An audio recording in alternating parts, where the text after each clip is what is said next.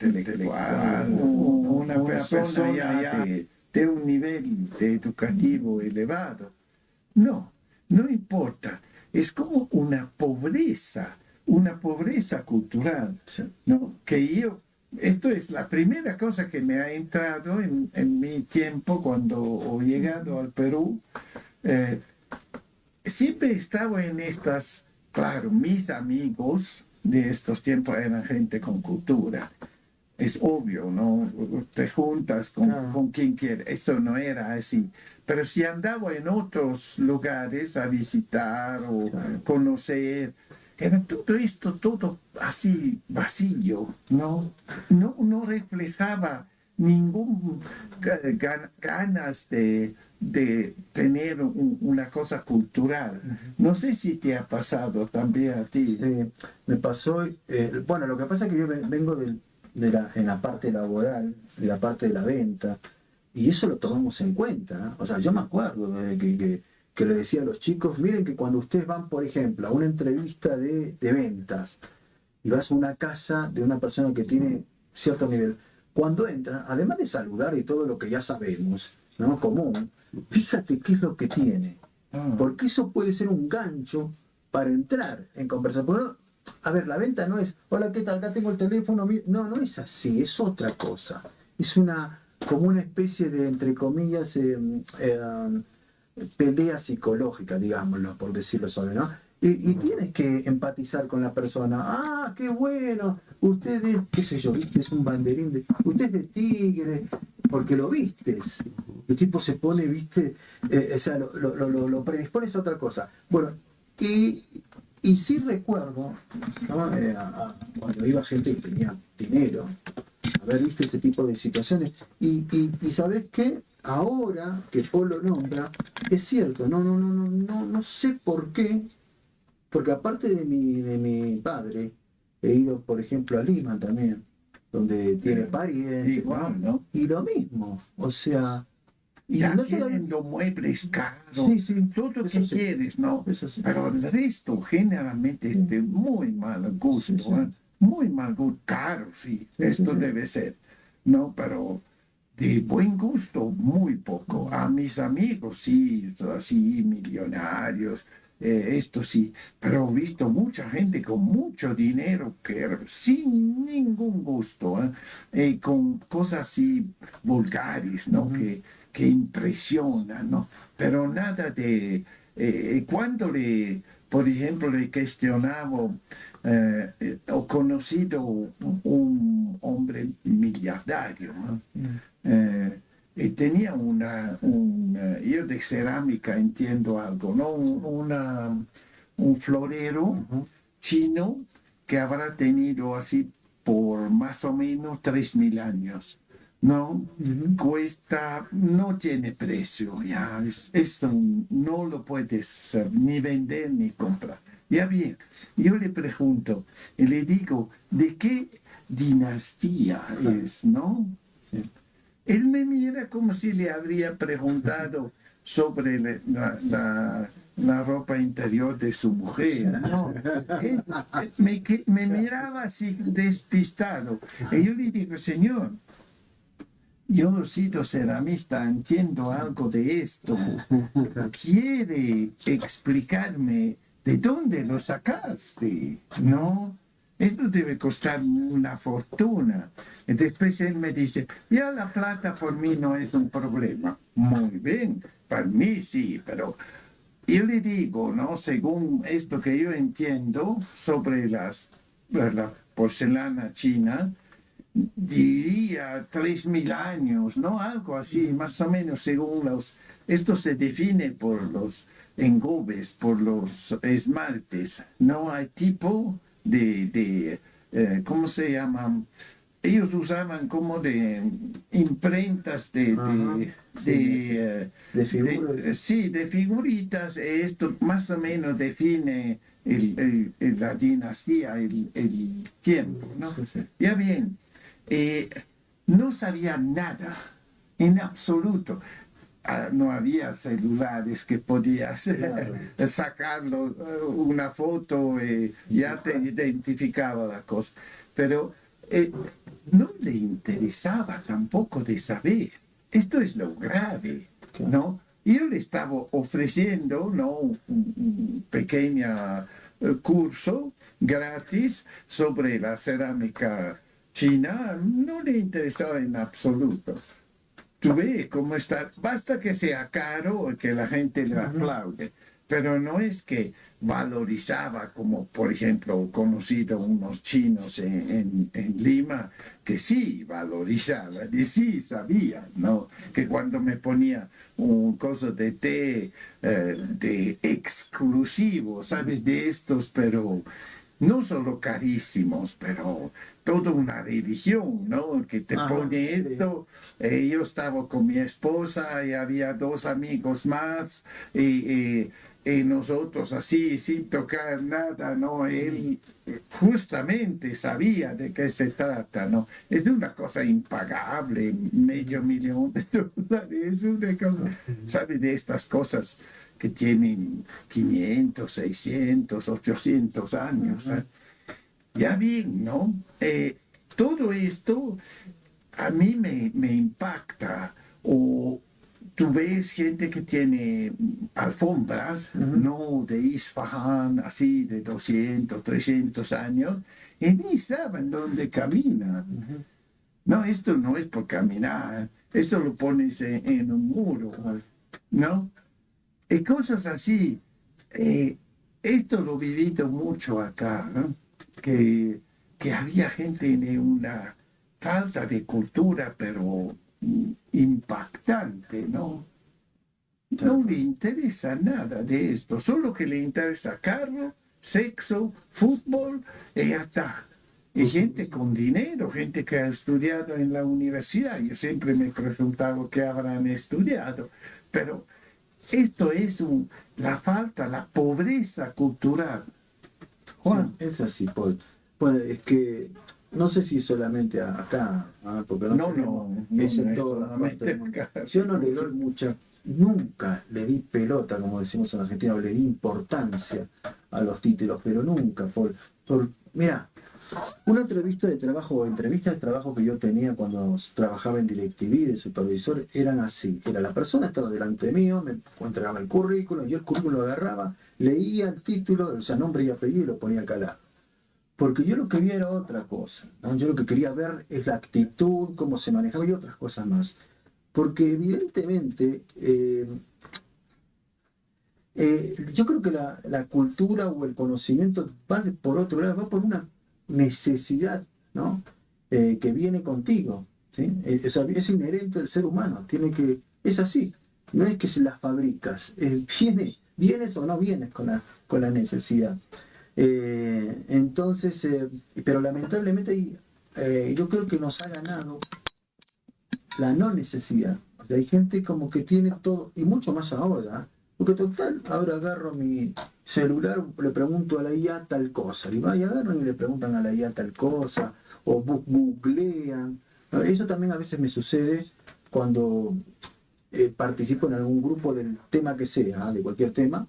Veo y digo, ¿pero qué hiciste? ¿Lo googleaste? Veo la respuesta, ¿googleaste? Pues te das cuenta, pues ya es como que la tengo, viste, comida, o esta es lo googleaste, la respuesta, ¿no? No, pero y como si, y ellos no lo toman a mal. Y para mí, que me digan lo googleaste, para mí, está mal, a no ser que necesiten información precisa, ¿no? ¿Por qué? Porque, y tu capacidad de análisis, ¿dónde está? ¿No? ¿Dónde está tu capacidad de análisis? Si fuiste a preguntarle a papá Google qué es tal cosa, y te va a dar la respuesta que tienen coordinados algunos, pero no te vas a dar una respuesta masticada como tiene que ser, como le digo yo, o analizada. Bueno, y lamentablemente la gran mayoría de la gente se volcó a eso. Para que voy a ver qué es lo que quiero decir. Lo fácil. No, le digo, ¿sabes qué? Te recomiendo leer este libro, de este autor. Después, este otro de este autor, después haz lo que quieras con el conocimiento, ¿no? Si llegas a alguna respuesta después de haber leído eso, pero no googlear a ver qué es, porque si es... Sí, es muy pobre, ¿no? Es una pobreza. Yo explicaba siempre a mis hijas esto también, a mis hijos, generalmente, a los jóvenes. Y yo le digo, mira, yo soy un hombre poderoso, ¿no? Acá. No, esto es el poder, el conocimiento, Sí. como decía Marx, ¿no? Wissen ist Macht. Saber es poder. Y no es que te lo ganas googleando, esto es que te lo asimilas leyendo, ¿no? Leyendo, pensando y ¿cómo se dice? Procesando, ¿no? Claro. Esto es, se puede decir, un poco la esencia, pero es un arte. Debes aprender a aprender, ¿no? Y debes saber que no sabes nada, ¿no? Sí. Lo que decían en Coscomac. Habla bien. A ver, no, yo no quería, pues, voy a participar en este sentido ahora. Claro.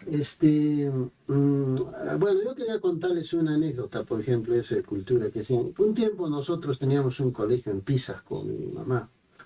Les hablo de 2000, antes de, bueno, 1998 hasta el 2004 más o menos. Pisa, que es un distrito del Valle Sagrado de Calca, que se dedica justamente al turismo, ¿no? O sea, a vender, digamos, artesanía y esas cosas. ¿Qué pasa? Que ellos hacen su feria los domingos. O sea, todo el pueblo, generalmente, la plaza principal de Pisa, toda la semana está, se lo han invadido literalmente a la plaza. Entonces ahí se vende durante toda la semana, pero los jueves, creo que era jueves y domingos, eran días especiales porque ahí entran los turistas a las ruinas con más número. ¿Qué pasa? Que un día hay un padre de familia del salón del colegio que teníamos nosotros, ahí tenía su sitio en nuestro colegio, y él vendía pues artesanías, vendía lo que se dice recuerdos, ¿no? Entre comillas, de la cultura inca.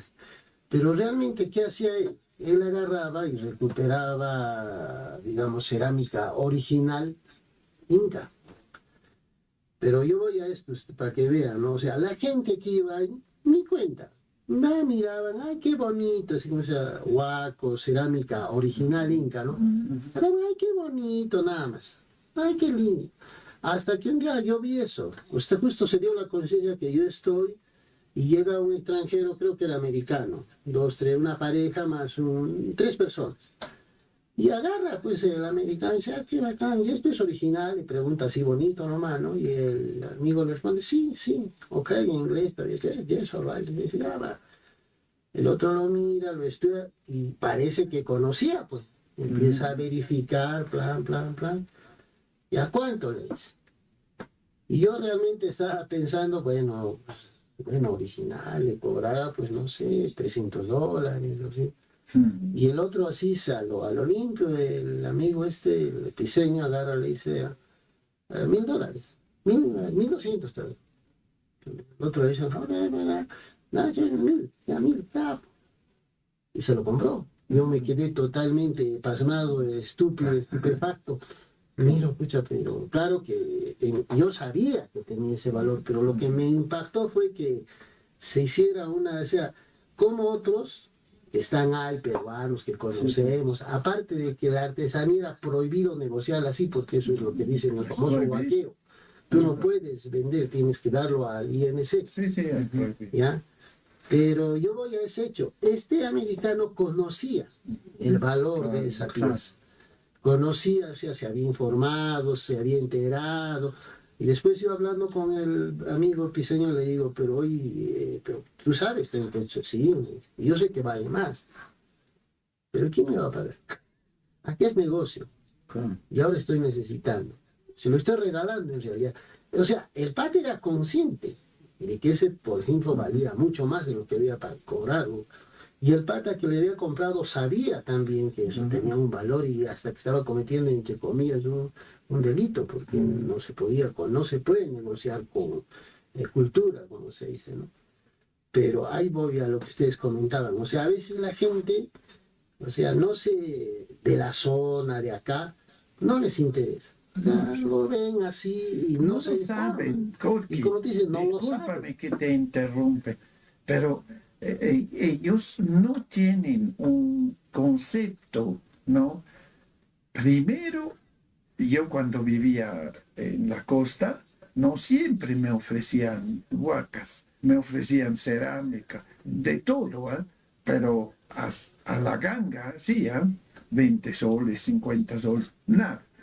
Y yo le explicaba con paciencia, y le decía, mira, aparte que no me gusta de ser así una hiena cultural, ¿no? Que va y come los restos, tú debes entender que esto es parte de tu cultura, no de la mía. ¿Yo qué voy a hacer? Me lo pongo en los estantes de mi casa.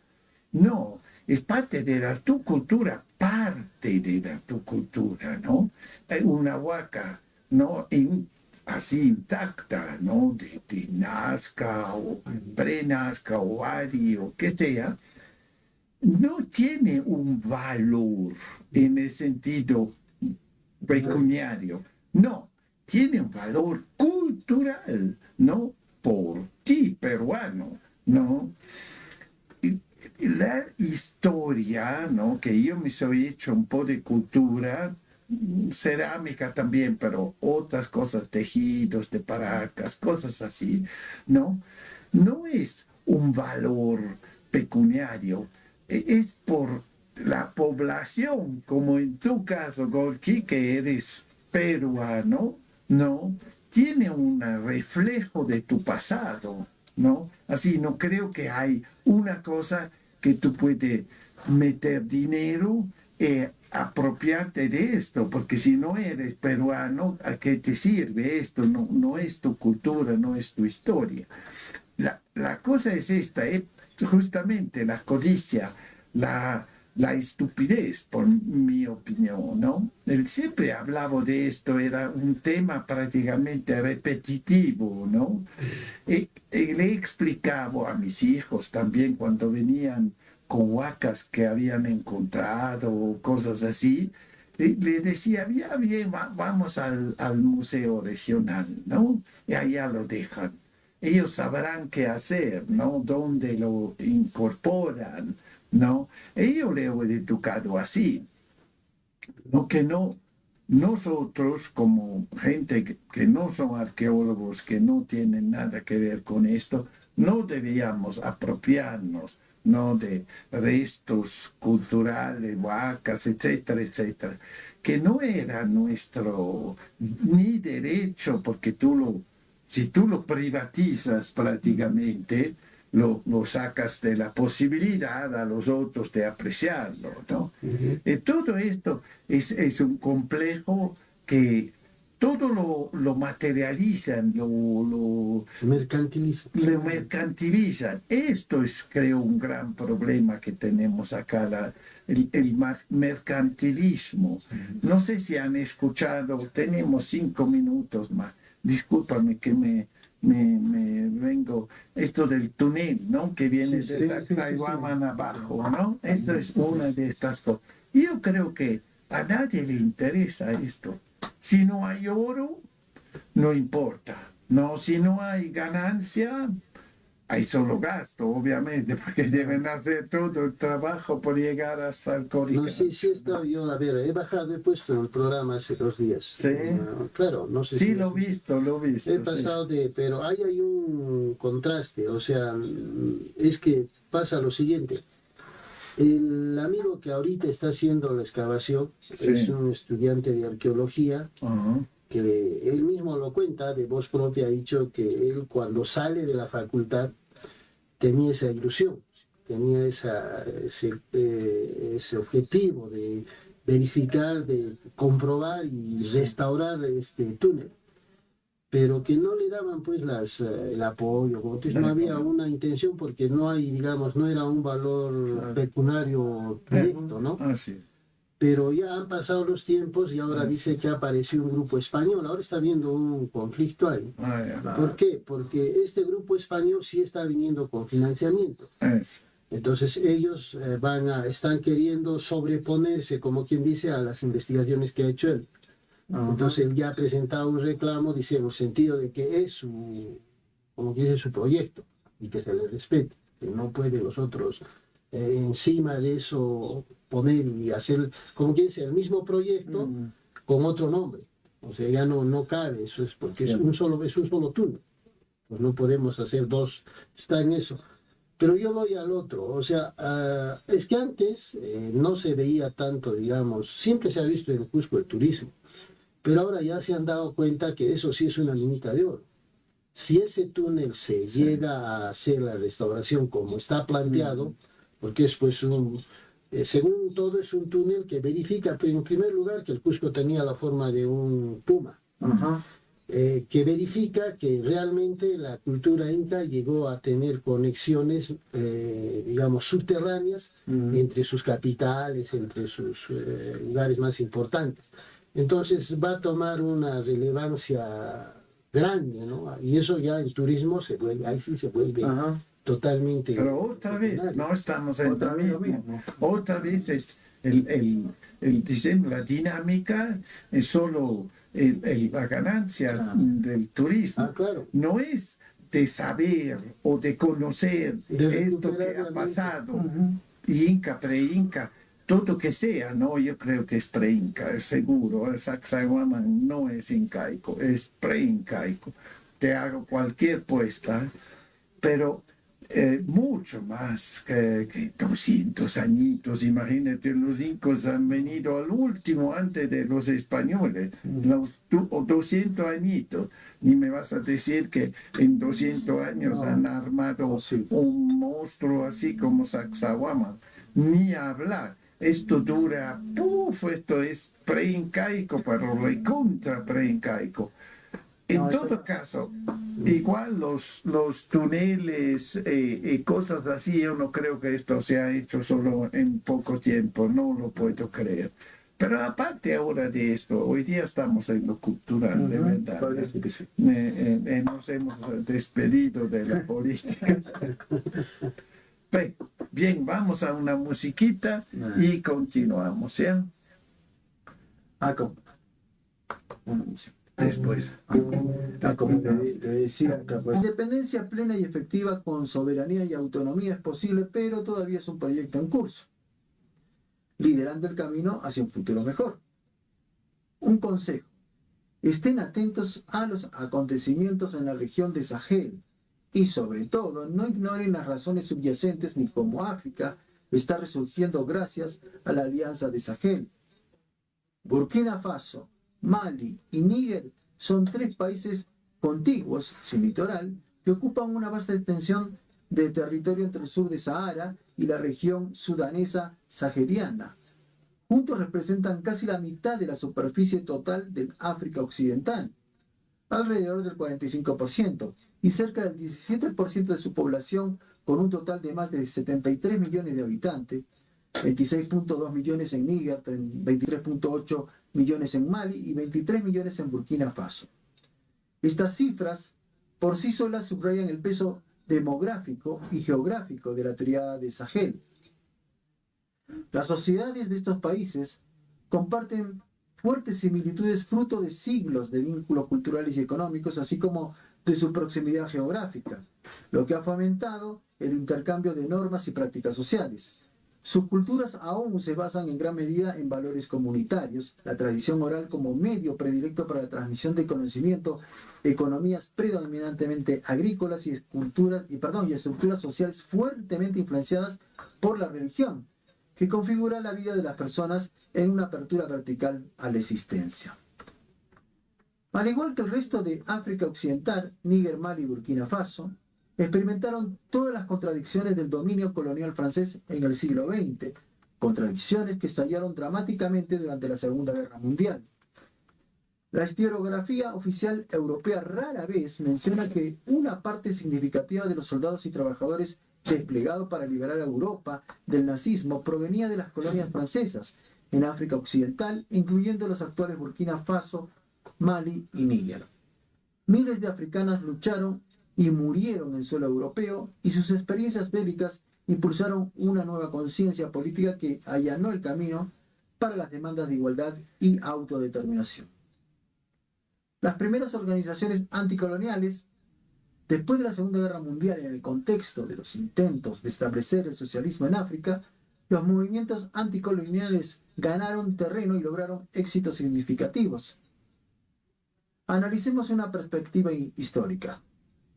En Níger, el Partido Progresista Nigerino se fundó en 1946 y se unió a la Agrupación Democrática Africana, una gran coalición panafricana y anticolonial liderada por figuras como Modibo Keïta en Malí y Ahmed Sékou Touré en Guinea. Inicialmente el RDA exigió la igualdad de derechos con los ciudadanos franceses, pero al cabo de pocos años abandonó su postura de ruptura total con el sistema colonial. En Burkina Faso, la Unión Voltaica se unió a la RDA para formar un frente común de liberación regional. El socialismo de Burkina Faso adquirió especial relevancia durante la presidencia de Thomas Sankara, quien transformó lo que entonces era Alto Volta en Burkina Faso, tierra de la gente honesta. Su visión, inspirada en el marxismo-leninismo, pero profundamente adaptada al contexto africano, buscaba un modelo de desarrollo autónomo basado en la justicia social, la participación popular y la independencia económica de las potencias coloniales y las instituciones financieras internacionales. Sankara lanzó un programa integral de reformas que incluyó la redistribución de tierras, el fomento de la agricultura, la subsistencia y la alfabetización masiva. Se construyeron miles de escuelas, pozos y centros de salud en zonas rurales para reducir las desigualdades entre las zonas urbanas y rurales.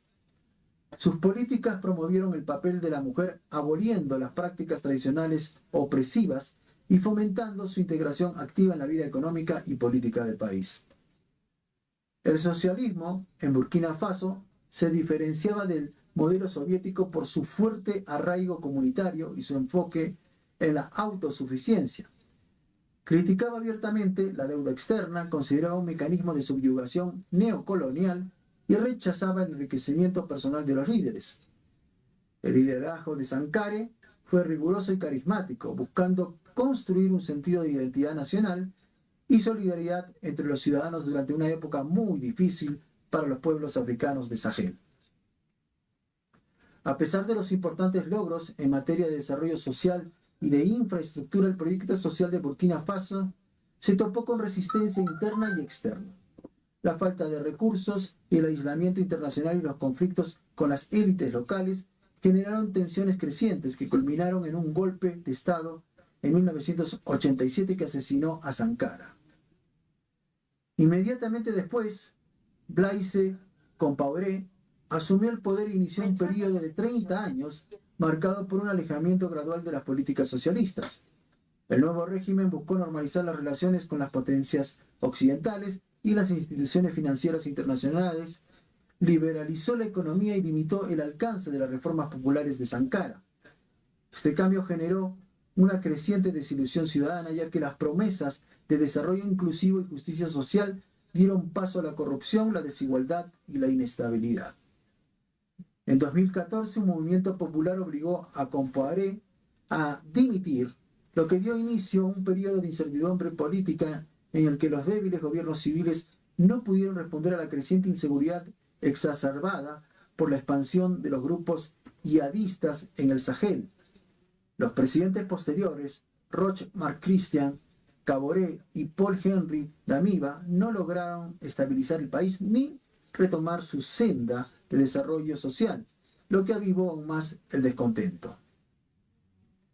En este contexto de crisis, el líder militar Ibrahim Traoré tomó el poder mediante un golpe de Estado en septiembre de 2022, reviviendo el sueño socialista de independencia de Sankara y convirtiéndose en un faro para todos los pueblos oprimidos del mundo. La situación internacional había acelerado este proceso, en particular debido a la presencia política de Francia y Gran Bretaña, la dura derrota de Francia en Indochina en 1954 y la intensificación de la guerra en Argelia, que duró hasta 1962, disminuyeron la capacidad de París para mantener el control sobre sus colonias. Charles de Gaulle intentó preservar al menos parte del imperio ofreciendo un compromiso en 1958. Convocó un referéndum sobre la nueva constitución de la Quinta República. A los territorios africanos se les ofrecieron dos opciones: votar sí para permanecer en la comunidad franco-africana, manteniendo así los centros de poder bajo la influencia francesa, o votar no para una independencia inmediata, lo que, sin embargo, conllevaba el riesgo de división política y aislamiento económico. Digbo Bakari, fundador del partido Sawaba, que significaba libertad en Hausa, y jefe del gobierno tras las elecciones de 1957, lideró la campaña del no. Solo la Guinea de Sékou Touré logró rechazar la oferta de Gaulle, logrando la independencia inmediata en 1958, convirtiéndose en la primera colonia francesa en África Occidental. Los líderes que abogaban por la secesión solían ser objeto de represión interna, exacerbada por la colaboración entre funcionarios coloniales, líderes tradicionales y la nueva élite africana Eboulou, educada en escuelas francesas y destinada a mantener el orden existente. De Gaulle envió a un nuevo gobernador, Don Jean Colombani, que movilizó a todo el aparato administrativo y de seguridad para sabotear el referéndum y debilitar a los Sawaba, que también se oponían a la explotación francesa de uranio nigeriano. Gracias a una masiva manipulación electoral, el sí se impuso oficialmente. Sin embargo, la victoria de Guinea en 1958 tras la independencia de Ghana británica en 1957 obligó a París a ceder gradualmente. En 1960, 17 estados africanos, incluidas 14 antiguas colonias francesas, declararon su independencia. Sin embargo, se trató en gran medida de una independencia con bandera. El símbolo nacional cambió, pero no así la estructura económica. La influencia francesa se mantuvo intacta gracias a una densa red de acuerdos de cooperación que aseguraron un control considerable para París mediante protocolos de asistencia técnica, acuerdos de defensa y sobre todo el sistema del franco SFA. Estos acuerdos obligaban a los estados africanos a reembolsar la infraestructura construida durante el periodo colonial, a menudo mediante trabajo forzado. Otorgaban a Francia derechos de preferencia sobre exportaciones estratégicas, en particular uranio, garantizaban exenciones fiscales para las empresas francesas gracias al principio del no doble imposición, prescribían el uso del franco SFA, controlado por el Ministerio de Finanzas francés, limitando así la soberanía monetaria y fiscal, y permitían el mantenimiento de bases militares francesas con libre uso de la infraestructura, incluidas las comunicaciones y la transmisión. El caso de Níger es emblemático. Un acuerdo de defensa de 1961 con Costa de Marfil y Dahomey, actual Benín, otorgó a Francia el uso ilimitado de la infraestructura y recursos militares y definió explícitamente el papel de las Fuerzas Armadas francesas como garante de los intereses económicos. Enumeró las materias primas estratégicas, hidrocarburos, uranio, torio, litio, berilio, y exigió a los estados signatarios que informaran a París de todos los proyectos de exportación y facilitaran el almacenamiento de estos recursos para fines de defensa franceses. Así el aparato militar se convirtió en un auténtico instrumento para proteger los intereses comerciales y geopolíticos de París, que se resistía a abandonar Francia, considerándola demasiado importante para mantener su poder financiero colonial y gestionar su riqueza interna en el continente europeo. Autonomía y represalias. Tras la independencia en 1960, el Mali de Modibo Keïta siguió una vía autónoma de inspiración socialista, la creación de empresas estatales, la nacionalización de sectores clave y sobre todo la introducción de una moneda nacional fuera de la zona del franco SFA en 1962. La respuesta francesa fue inmediata: aislamiento diplomático, restricciones comerciales y la suspensión de la ayuda técnica y financiera. La crisis económica resultante allanó el camino para el golpe de Estado de 1968 del teniente Moussa Traoré, apoyado por Francia, que reincorporó a Mali a la zona del franco SFA en 1984. En las décadas de 1980 y 1990, con el fin de la Guerra Fría, París reformuló su política hacia África e introdujo la condicionalidad política. En la cumbre de la Baule de 1990, François Mitterrand declaró que la ayuda estaría sujeta a reformas democráticas como el multipartidismo. Al mismo tiempo, el FMI y el Banco Mundial impusieron programas de ajuste estructural, medidas de austeridad, recortes en el sector público y liberalización comercial. En Mali, estas medidas coincidieron con el retorno al franco SFA en 1984. La devaluación del franco SFA en 1994 fue un segundo shock, aunque oficialmente se pretendía impulsar las exportaciones y estabilizar las finanzas. En realidad provocó aumentos de precios, erosión salarial y protestas generalizadas. Esta nueva fase combinó la liberación económica con reformas de gobernanza impuestas desde el exterior, una fachada de democratización que consolidó el control neocolonial mediante la deuda, la privatización y la reestructuración estatal impulsada por los donantes. A estos instrumentos de dominación se sumó progresivamente la presencia militar occidental, en particular de Estados Unidos, cuando lanzó la iniciativa Pan-Sahel en 2002, que marcó el inicio de una presencia militar permanente en Mali, Níger, Chad y Mauritania, y que luego se extendió a Burkina Faso con la Asociación Transsahariana contra el Terrorismo de 2005. Desde 2011, las operaciones francesas y estadounidenses se han intensificado. Drones estadounidenses, misiones de entrenamiento lideradas por AFRICOM, bases militares en Gao, Yarmena, Niamey, Ouagadougou, la operación Barkhane francesa y la Fuerza Conjunta G5 Sahel, Burkina Faso, Chad, Malí, Mauritania y Níger. Mucho ha cambiado. El terrorismo religioso también está presente, manteniendo a la región en un estado de inseguridad que se ha convertido en una plaga difícil de combatir en muchas zonas. Ese mismo año, 2011, se llevó a cabo la destrucción planificada de la Libia de Gaddafi, allanando el camino para el tráfico de armas descontrolado y la proliferación de grupos yihadistas. Libia era un pilar regional, pero el bombardeo también frustró los esfuerzos de mediación de la Unión Africana. Tarde o temprano, Occidente tendrá que pagar por el enorme daño que ha infligido a Libia. En camino hacia una independencia cada vez mayor. Mientras las intervenciones militares socavaban la soberanía, las corporaciones transnacionales seguían extrayendo riqueza de Sahel en condiciones sumamente injustas. Esta dependencia económica crónica ha reforzado el subdesarrollo estructural y limitado la capacidad de los estados para diversificar sus economías y negociar condiciones comerciales más favorables. El resultado es una fragilidad permanente que los expone a presiones externas y alimenta crisis políticas, sociales y de seguridad en las que la independencia política por sí sola ya no es posible. La independencia económica también es necesaria. Desde la década de 1990, los golpes de Estado y los cambios del régimen se han convertido en fenómenos recurrentes, reflejo de las luchas de poder entre las élites en un entorno institucional débil. La corrupción y la insuficiencia de los servicios públicos y la exclusión de grupos marginados han socavado la legitimidad del Estado y aumentado la desconfianza popular en muchos países africanos.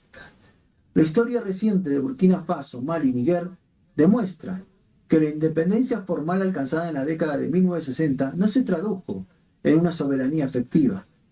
Desde los mecanismos económicos de la deuda colonial y el franco SFA, hasta los acuerdos de defensa que integraron los intereses estratégicos franceses, pasando por las condicionalidades impuestas en las décadas de 1980 y 1990 y las misiones militares occidentales del siglo XXI.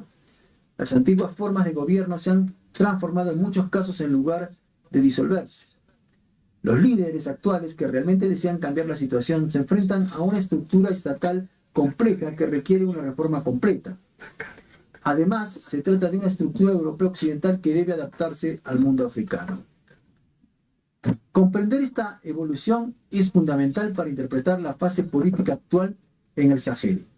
Solo situando las crisis actuales en este contexto histórico podemos entender la importancia de las reivindicaciones de soberanía y las decisiones radicales de los gobiernos y las sociedades civiles de la región.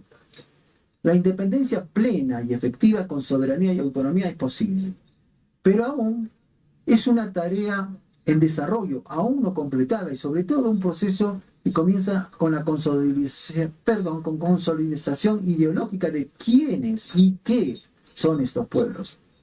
A esto le sigue la decisión de qué formas políticas desean adoptar según sus propias sensibilidades y tradiciones, incluso rechazando el socialismo de una manera ajena a la experiencia europea. Expulsar a los últimos colonialistas, desmantelar todas sus estructuras y reconstruir sus países con el espíritu africano es una misión que requiere valentía y sacrificio. No podemos dejar de concluir con una cita del presidente capitán Ibrahim Traoré. Juntos y en solidaridad superaremos el imperialismo y neocolonialismo por una África libre, digna y soberana. Bonito, ¿no? Ahí está. Claro.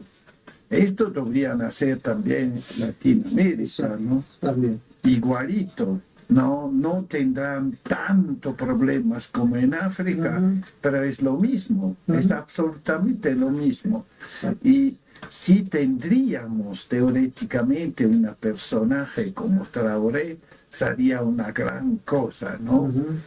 Porque no sé si la has escuchado cuando estaba hablando delante de la ONU, ya lo hemos pasado una vez, ¿no? Esto es un Che Guevara africano, ¿no? Es una figura, esto sale una vez en 100 años, creo, un personaje de este calibre, ¿no? Él le ha dado del alma en la ONU, ¿eh? Era digamos, una bomba atómica, ¿no? Se han largado todos estos burócratas de la ONU, de los países europeos, de Estados Unidos. Era como una bomba atómica, de verdad. Le ha dado, pero del alma. Y yo creo que sí necesitamos gente como él. Esperamos que no lo maten, pero sí necesitamos gente como él. Escuchamos, ya que estábamos hablando de Francia, Jazz in Paris, Radio Night.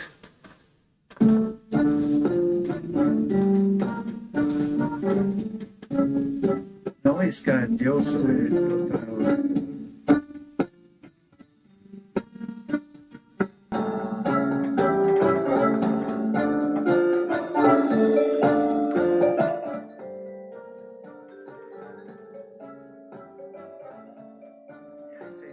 Ese fin de Europa, ¿qué dices tú?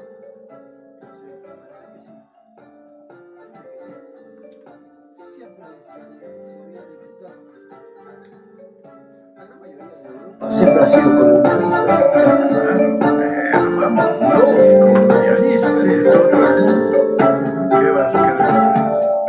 Es más, vos fíjate que acá en América del Sur, en la parte del norte, hay un territorio que es están las Guyanas francesas, las Guyanas holandesas, y está todo bien, ¿eh? La gente que ni siquiera son consideradas, porque las manos son consideradas.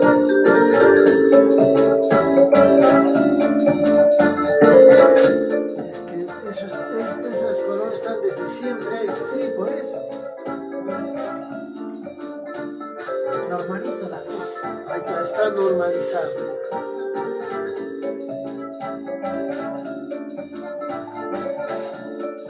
No, yo quería, pero es en el plano nacional. Lo que están hablando ahora es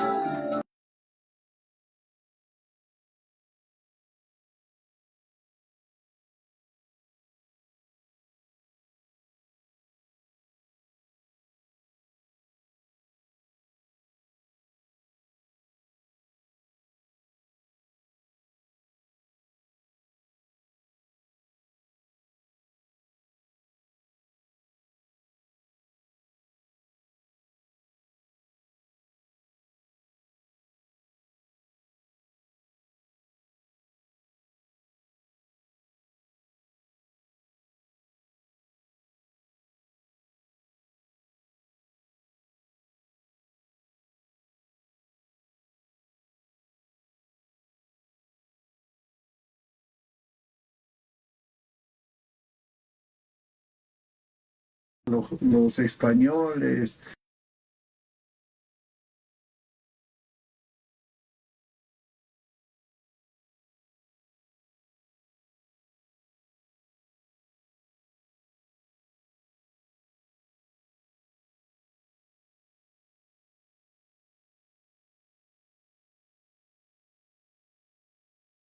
Sí, yo vi un título también medio raro ahora a la mañana con respecto a esto. Dice exclusiva, el alto líder de Hamas, Moussa Abu Marzouk, habla sobre el plan de Trump para Gaza y el futuro de Hamas. Wow. Eso es lo que me sale. A ver, de Jeremy Scahill. Jeremy Scahill, sí. Jamás dice que quiere llegar a un acuerdo y ve a Trump como la clave para lograrlo, pero no levantará la bandera blanca. Nunca ha habido una guerra abierta en la historia, un genocidio televisado como esta guerra. Una guerra en la que se usa el hambre como arma, la matanza de niños como arma y el bloqueo de medicamentos como arma. ¿Es posible que Trump carezca de humanidad a esta escala? Es posible. En medio de las tensas conversaciones que se llevan a cabo en Egipto y que decidirán el futuro de la guerra de Gaza, Moussa Abu Marzouk, miembro fundador de Hamas, y quien sigue siendo un alto funcionario dentro del movimiento, está pidiendo al presidente Donald Trump que bloquee los intentos de Israel de sabotear un acuerdo y usar su influencia para poner fin al genocidio que dura 2 años. En una entrevista exclusiva con Dropside el lunes, Abu Marzouk declaró: poner fin a la guerra implica la retirada completa de Israel de la franja de Gaza. Quiero que Trump cumpla su promesa. Dirigiéndose a Trump, Abu Marzouk dijo: gracias por sus esfuerzos y por su promesa de poner fin a la guerra y liberar a los prisioneros. Estamos comprometidos con esto. Simplemente ponga fin a la guerra. Según el plan de 20 puntos de Trump, presentado la semana pasada durante una comparecencia conjunta en la Casa Blanca con el primer ministro israelí Benjamin Netanyahu, la primera fase de un acuerdo de alto el fuego exigiría a Hamas liberar a todos los prisioneros israelíes restantes en Gaza en un plazo de 72 horas. Se cree que hay 48 detenidos, 20 de los cuales siguen vivos y 28 han fallecido. A cambio, Israelí liberaría casi 2.000 palestinos, 250 que cumplen cadena perpetua y 1.700 incluyendo a todas las mujeres y niños secuestrados en la franja de Gaza tras los atentados del 7 de octubre. Israel insiste en que no vinculará su retirada total de la franja de Gaza a un intercambio de prisioneros, y Netanyahu ha declarado que las fuerzas israelíes permanecerán en la franja de Gaza definitivamente.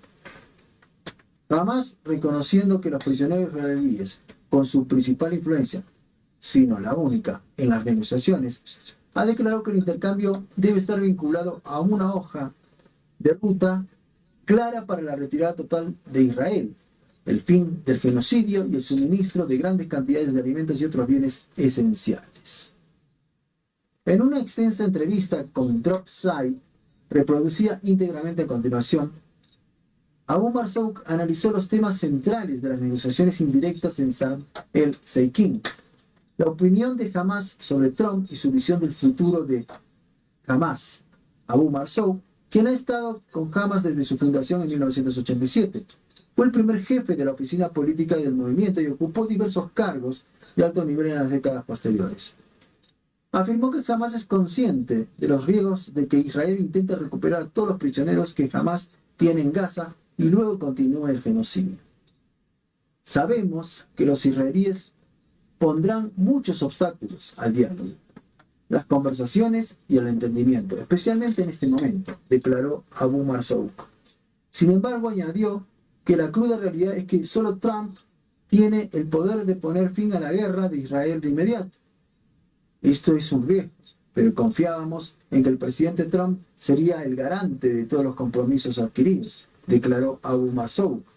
De no haber existido el compromiso del presidente estadounidense, nunca habríamos aceptado correr este riesgo, porque no confiamos en Netanyahu ni en un equipo de extrema derecha en el actual gobierno israelí. El viernes pasado, tras días de consultas con diversas facciones y líderes palestinos, así como con comandantes de la resistencia armada y la dirigencia política de la Franja de Gaza, Hamas emitió su respuesta oficial a la propuesta de Trump. El texto cuidadosamente redactado logró un equilibrio reafirmando el compromiso de Hamas con un acuerdo que liberaría a todos los prisioneros israelíes y estableciendo un compromiso claro de que se renunciaría a la autoridad gubernamental en la Franja de Gaza. Sin embargo, la declaración no representó un respaldo incondicional al plan de Trump. En cambio, Hamas señaló que, si bien tiene la autoridad para negociar el fin de la guerra, no tiene el mandato para alcanzar unilateralmente un acuerdo sobre cuestiones relativas al futuro de la autodeterminación, la gobernanza y la condición del Estado palestinos. Cuando nos reunimos con los mediadores y presentaron la propuesta, les dije de inmediato que jamás no pude aceptar gran parte de la propuesta del presidente Trump. No tenemos autoridad para decidir el futuro del pueblo palestino, declaró Abu Marzouq a Dropside. Esta estrategia fue diseñada para permitirnos unir la patria palestina y que ésta pueda decidir el futuro de la Franja de Gaza, añadió. Todo esto debe discutirse porque afecta a los palestinos, marco de Trump, para lograr lo que Israel no ha podido lograr en 2 meses de guerra genocida, la capitulación de la lucha de liberación palestina. Francamente, tales declaraciones suelen ser pura retórica, que no refleja la realidad. Más bien, sirven para aceptar la derrota de la lucha. Si se ha luchado contra un movimiento de resistencia durante 2 años y aún no se ha logrado acabar con él decisivamente, ¿es posible lograr lo que se desea en la mesa de negociaciones sobre este asunto?, preguntó Abu Marzouq. Si una de las partes se compromete a no usar armas o a estar en un alto el fuego o una tregua, eso debería ser, sin duda, más importante que la cuestión de cuántas armas tiene Hamás. La exigencia israelí de desmilitarizar la Franja de Gaza y desarmar a la resistencia pretende justificar la continua guerra de aniquilación contra los palestinos en la Franja de Gaza, afirmó Abu Marzouq. Con la excepción de sus cohetes que se han agotado o destruido en gran medida en los últimos 2 años, la resistencia palestina en la Franja de Gaza depende principalmente de armas y municiones de fabricación casera, así como de armas israelíes modificadas que se utilizan en la Franja de Gaza. El presidente Trump afirmó que 25.000 miembros de las brigadas Qassam fueron asesinados, declaró, y añadió que esta cifra corresponde a las estimaciones públicas del tamaño total de las brigadas Qassam, el brazo armado de Hamás. Israel también anunció recientemente que la mayor parte de la capacidad militar de Hamás había sido destruida. Afirmaron que el 90% de su capacidad había sido eliminada. Entonces, si destruyeron el 90% de la capacidad militar de Hamás y mataron a la mayoría de los combatientes de las brigadas Qassam, como dice el presidente Trump, ¿de quién son las armas que quieren desarmar? ¿Y dónde están las armas que afirman estar retirando si ya las han destruido? La delegación estadounidense a las conversaciones en Egipto estará encabezada por el yerno de Trump, Jerry Kushner, y el enviado especial Steve Witkoff. Ron Dermer, principal asesor de Netanyahu y ministro de Asuntos Estratégicos, encabezará el equipo israelí. Los negociadores de Hamás están encabezados por Khalil al-Hayya, quien sobrevivió a un intento de asesinato israelí en Doha, Qatar, el 9 de septiembre. El hijo de al-Hayya murió en el bombardeo israelí y su esposa, su nuera y sus nietos resultaron heridos.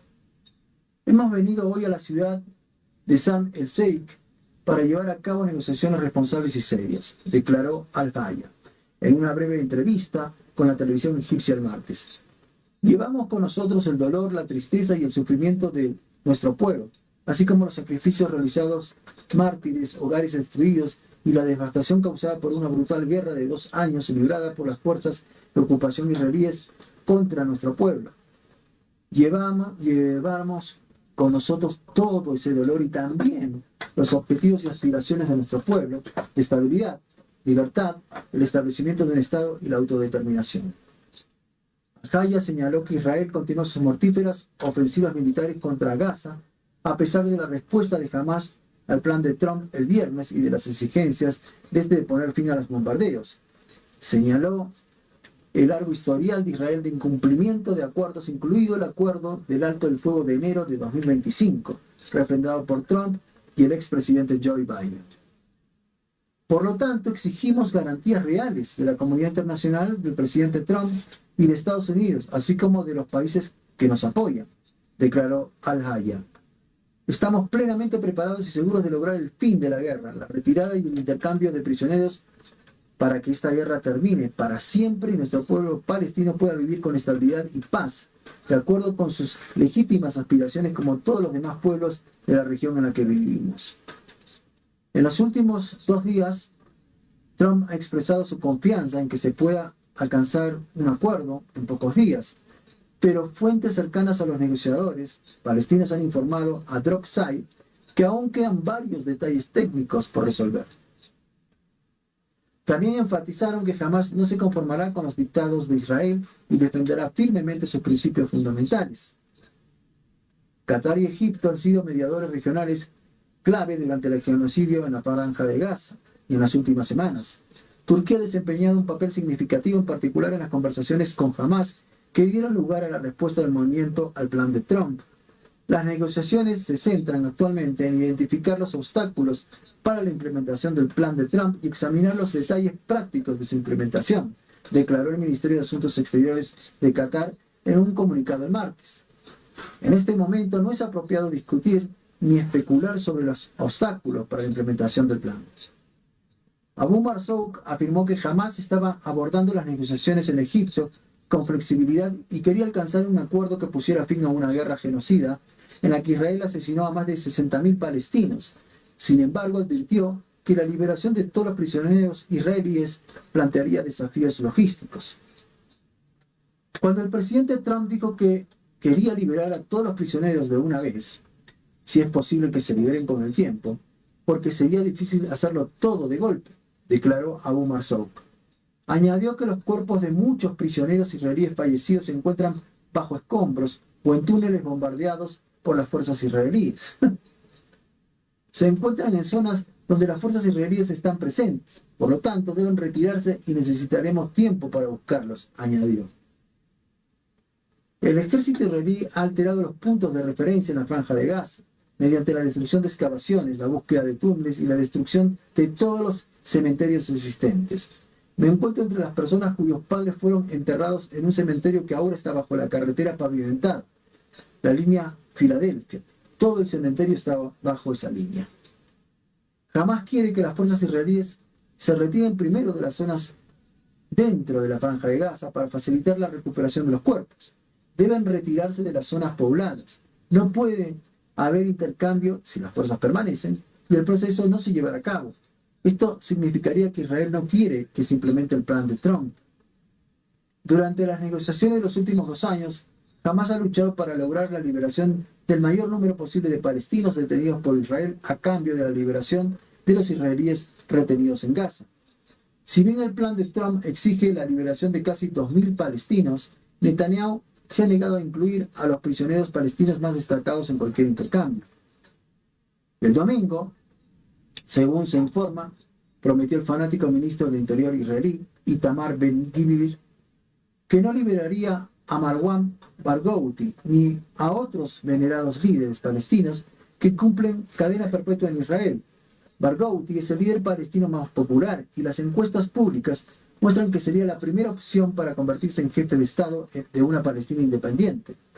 Ben-Gvir irrumpió recientemente en la celda de Barghouti y lo agredió verbalmente. También ha sido golpeado y maltratado repetidamente bajo custodia israelí. Hamás también exige la liberación de Ahmad Saidat, secretario general del Frente Popular para la Liberación de Palestina, y Abdullah Barghouti, un alto comandante de las brigadas Qassam, que fue condenado a 67 cadenas perpetuas en 2003, la pena más larga jamás impuesta por Israel a un palestino. Estas personas serán prioritarias en las conversaciones actuales. Son esenciales para la unidad y la solidaridad palestinas, así como por su historia y significado simbólico de la lucha. Deben estar en los presos liberados, declaró Abu Marzouk. Los presos tienen un inmenso valor para el pueblo palestino. Por lo tanto, es inaceptable que Marwan Barghouti pase toda su vida en prisión tras luchar por su pueblo mientras nadie hace nada para salvar su vida. Abu Marzouk dedicó décadas a construir Hamás como movimiento político y de resistencia. Nació como refugiado en Rafah, Gaza, en 1951, tras la expulsión forzosa de su familia en el territorio en 1948. Es ingeniero de profesión y tiene una maestría en la Universidad Estatal de Colorado. Obtuvo su doctorado en la Universidad Tecnológica de Luisiana en 1991 y fue elegido presidente de la oficina política de Hamás ese mismo año. En julio de 1995 fue arrestado en el aeropuerto de John Kennedy de Nueva York tras aparecer su nombre en una lista de terroristas. Pasó 22 meses en prisión antes de ser deportado a Jordania en 1997. A pesar de haber salido de Estados Unidos, Abu Marzouq fue acusado formalmente por un gran jurado federal de Estados Unidos en 2002 por presunta conspiración con otros 2 hombres para financiar ilegalmente su organización terrorista. En 2004 fue nuevamente acusado formalmente en ausencia por presuntamente organizar la financiación de actividades terroristas en Israel, Cisjordania y la Franja de Gaza. Ya, bien hemos escuchado la tragedia de Medio Oriente, que no se sabe de verdad dónde vamos a terminar. No va a terminar, obviamente, es claro que no va a terminar porque no quieren que termine, ¿no? Ese es el punto. Y Hamas no es una cosa que representa a los palestinos, como lo ha dicho muy bien, ¿no? El vocero, la político. Él decía, son varias organizaciones, no es solo uno que tiene los derechos de hablar por los otros, ¿no? Porque ellos son una organización fachada prácticamente, no son los representantes como la PLO, la PLFOP, ¿no? Yo de algo sé algo de esto, ¿no? Ya bien, ahora seguimos una musiquita, Love Suicide.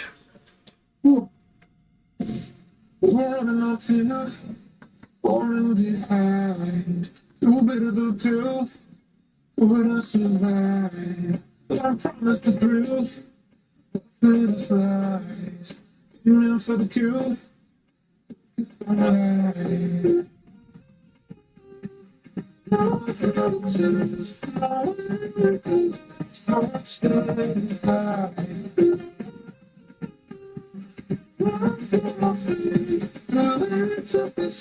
Love suicide.